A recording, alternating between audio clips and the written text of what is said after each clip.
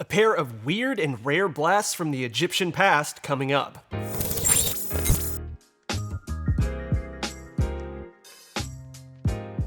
What is up, guys? My name is John with PewPewTactical.com, your definitive source for gun reviews, gear guides, and all things old and kinda musty.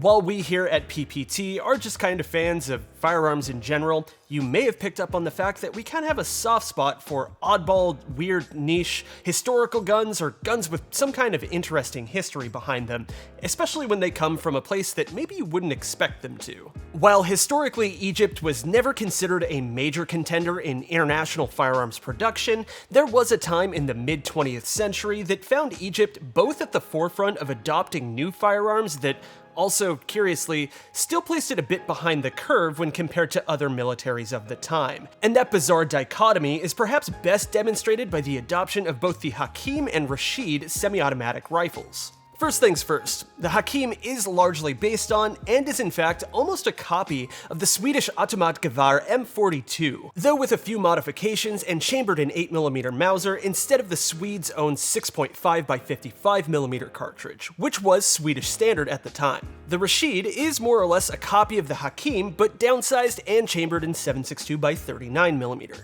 Employing a true direct impingement gas system, a tilting bolt design, and semi-auto rate of fire, the Hakim and Rasheed can almost feel modern while you're shooting them, but that feeling is also directly contrasted by the obviously dated wood furniture, smallish iron sights, and a strange detachable box magazine that's designed to be reloaded via stripper clips. For a brief bit of perspective, it's probably worth talking about what other major world players were equipping their infantry with at the time. And of what are probably the three major world players at the time, the US, the UK, and the USSR, only the Soviets had a truly modern rifle in the original AK-47. The Brits remained mostly relegated to bolt-action Enfield variants chambered in .303 British right up until the adoption of the L1A1, essentially an FAL clone, in 1956. Oh, I got a stoppage. While America continued issuing the M1 Garand as its main infantry rifle, filled in with a smattering of various submachine guns, until the M14 was first adopted in 1959. And we all know how that story goes. The Soviets, meanwhile, were a bit ahead of the game with the AK-47 and the new 7.62 by 39 cartridge, both seeing adoption in, you guessed it, 1947, with the updated AKM appearing on the scene during the late 50s while the West was still kind of figuring its shit out. Meanwhile, post-World War II Egypt found themselves sitting on a pretty big stockpile of 8mm Mauser ammunition and rifles, graciously donated to them by the dead Nazis of the failed North Africa campaign, and in 1951, King Farouk decided to break from British colonial rule and modernize Egypt's military with the purchase of about 40,000 FN-49 rifles from Belgium. The FN-49 was chambered in 8mm Mauser and was generally regarded as a good rifle for the time, but in a theme that recurs consistently throughout Egyptian history, Colonel Gamal Abdel Nasser staged a coup only a year later in 1952, and King Farouk fled Egypt for Italy. Colonel Nasser decided that the Egyptian military must be modernized again. This time, however, Nasser wanted Egypt to begin producing its small arms domestically rather than merely being a client state of European arms dealers, and thus the tooling, machinery, and advisors to get Egypt set up to do just that were procured. The Swedish AG M42 was chosen as the base rifle that would be modified for Egyptian specifications, produced domestically with the assistance of Swedish engineers and on machinery sold to Egypt that once built the AG M42.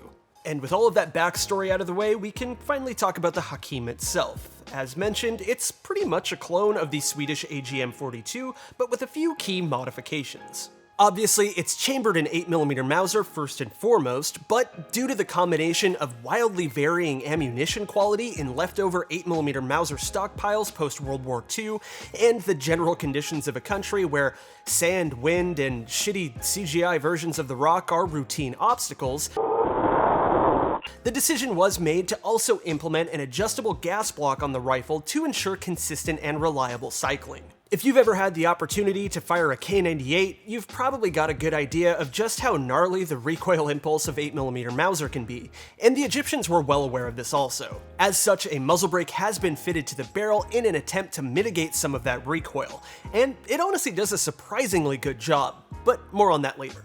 The Hakim is a beastly-ass rifle, weighing in at about 11 pounds unloaded, and 8mm Mauser is not a dainty cartridge either, so if you're a dude that got issued this gun and are expected to hump it around the desert with probably a full combat load of ammunition, probably safe to say you weren't having a great time. Additionally, these Turkish ammo bandoliers that we sourced, if they're anything close to what the dudes that actually were issued this rifle were issued alongside of it, man, are these bad. Just the sewing and the fabric quality and the everything, even in comparison to other gear of the time period.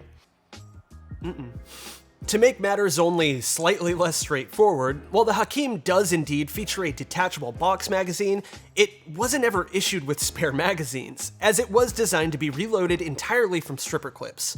And in case you're wondering, yes, this premise itself was already conceptually dated at the time the Hakim was being issued, with multiple other powers having already figured out that just giving your infantry dudes spare magazines was way simpler than expecting your conscripts to retain gross motor skills such that they're capable of quickly reloading this chungus of a gun from finicky stripper clips, ostensibly while being shot at. And on top of all of that, the Hakim's bolt assembly just has a ton of weird shit going on, and the entire thing actually acts as both a dust cover, a charging handle, and a finger destruction mechanism if you're careless enough to let it bite you.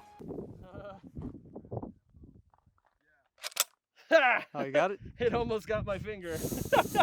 Racking the bolt means that you've got to take the entire dust cover, charging handle, foreskin assembly thing and push all of that forward while the bolt is in battery, and it's gonna grab the bolt, and then you bring everything back to the rear. And now you find the corresponding notch on your stripper clip here, and then you find the notch in the top of the bolt thing, and you place it horizontally because that is small arms design that makes any kind of sense. All right, there it is right there.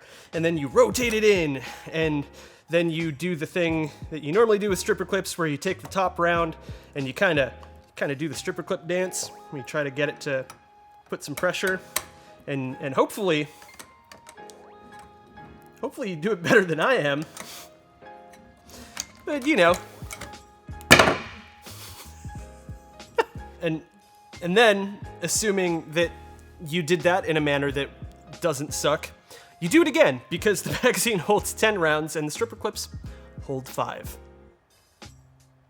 You first take the stripper clip and align it with the very last dimple in the... Yeah, fuck that round, we don't need that one. Just rotate that bitch straight in, and straight down, and straight down. And you are fighting, and your buddies are probably dead. All right, you didn't do it right. All right, try again. Rotate it straight down. Yeah, you're doing it. All right, you're halfway there. Rotate that out. You need to save those because they're proprietary and they're not easy to find. Last one, rotate it. Yeah, cool. This is a weapon made by people who have been shot at. Yeah, fuck yeah. Just get in there. Just get real nasty with it. Yeah, we're doing it. Probably most of your fire team is dead, but you're in the fight, brother! This process is humorously Kafkaesque, as modern nerds who have the pleasure of being able to play with weird historical relics, but I imagine this entire IKEA-ass manual of arms was decidedly less funny if performing it flawlessly was a factor upon which your life depended. It's also worth noting that while we haven't had a chance to play with the original Swedish AG M42, just from reviewing videos, IV88 has a video on it, it doesn't appear that the action required to actually get the stripper clip to engage with the guide here is as extreme as it is on the Hakim for whatever reason. The Hakim, like I said, requires the stripper clips be facing skyward. The original AG M42 appears that they can kind of come in at more of a reasonable angle. Your mileage may vary. Who knows? Egypt, what you doing though? From there, let's pretend that I have live rounds successfully loaded into the gun. You take the entire assembly, you push it forward again, it clicks a little bit, and then you would pull it to the rear, and that would send the bolt forward and into battery, hopefully chambering around, probably. Maybe. Not content to overload you with superfluous historical information for merely one weird Middle Eastern rifle, we now turn to the Rasheed, which itself is kind of enigmatic, but is not as strange as the Hakim. The Rasheed is essentially a slightly scaled down version of the Hakim, but chambered for 7.62x39 instead of that chunky-ass 8mm round, and with a few quality of life upgrades that make its operation a bit more streamlined compared to the Rubik's Cube bolt assembly thing going on with the Hakim. While there's not a whole lot of conclusive evidence one way or the other, it seems obvious that the Rasheed takes a ton of its design cues from the Soviet SKS, including a folding bayonet located in the handguard, a bolt assembly that doesn't threaten to lop your thumb off if you load it incorrectly, and an unloaded weight reduction to about 9 pounds unloaded. However, the Rasheed did still follow the Hakim's design philosophy of being issued with one single magazine with no spares, intending that its operators reload it with stripper clips, and, as you may have guessed, those stripper clips are proprietary, and the various Soviet and Chicom ones that we tested or had on hand proved to be a little bit too wide to function with the Rasheed, so hand loading it is. Again, while information on the Rasheed is pretty scarce, it appears to have been adopted by the Egyptian military in 1960. But with only something like 8,000 individual rifles produced before Egypt called it quits and decided to tool up to produce Soviet-licensed AK copies, they're pretty damn rare to come by in the US, with anywhere from 200 to 500 Rasheeds being imported total. Now out to the range to get some trigger time through these antiques. Like I mentioned, the Hakim is firmly in big boy territory, and I'd be lying if I said I wasn't at least a little bit intimidated when first giving it a go, but that muzzle brake is doing a ton of work here. It's kind of strange feeling the concussive blast of 8mm Mauser kind of travel through your body as you fire, but not experiencing the recoil you'd assume comes along with it. In short, the Hakim's bark is kind of worse than its bite, due to the muzzle device's effective recoil mitigation. You know, as the one shooting it, it probably still sucks to get shot by. It's a bit like firing a particularly unwieldy 308 gun of some kind, but it's definitely not as bad as you'd expect. And once you've kind of got the hang of the Rube Goldberg loading mechanism, it's actually pretty damn fun. We didn't feel the need to burn through an absolute ton of 8mm Mauser, considering the gun's antique and sort of rare status, but we definitely shot enough to get a solid feel for it. One thing that did kind of stand out to me in particular is just how inadequate these very small iron sights feel with a gun this large, especially when you're kind of using a grip that would reflect, you know, the shooting philosophy of the era and not anything kind of modern. Obviously, because of where the cutouts on the stock itself are, you are intended to put your support hand just a little bit forward of the magazine, and that leaves a good, like 2 feet of gun sticking out in front of you, which to me doesn't feel like a shooting position that feels supported at all. But again, I say that as somebody who is very used to modern shooting techniques and all of the very nice privilege that we have living in the current year where things like ergonomics exist. It's also worth noting that the Hakim has some of the most violent brass ejection I've ever encountered, ever. With the rifle's stock gas port setting, throwing the casings hard enough to leave a sea of substantially dented brass in its wake. Probably the only other gun that I've ever actually seen behave like that is a previous iteration of Desert Tech's MDR that managed to nail me right in the chest with an ejected casing at some past SHOT Show, and comparatively the Hakim is kind of more in the Randy Johnson exploding birds with a baseball category, so don't get hit by the brass that it throws, because it probably sucks. Comparatively, the Rasheed is much more pleasant in operation and again, feels very similar to an SKS. Although it lacks a muzzle device, it is hefty enough to offset that 7.62x39 cartridge substantially, and it feels reasonably controllable and much more similar in terms of muscle memory than the Hakim. We were able to consistently nail about 200 yards steel with relative ease, and firing the two back to back, it becomes immediately apparent just how much more user-friendly the Rasheed is, even if a good portion of that is because the Egyptians began incorporating features from a contemporary Soviet carbine before just shuttering the entire program and domestically producing AKs, which conceivably they could have done to begin with had they not insisted on designing a unique gun solely around existing stockpiles of shitty Nazi ammo come-ups. But it's a learning process.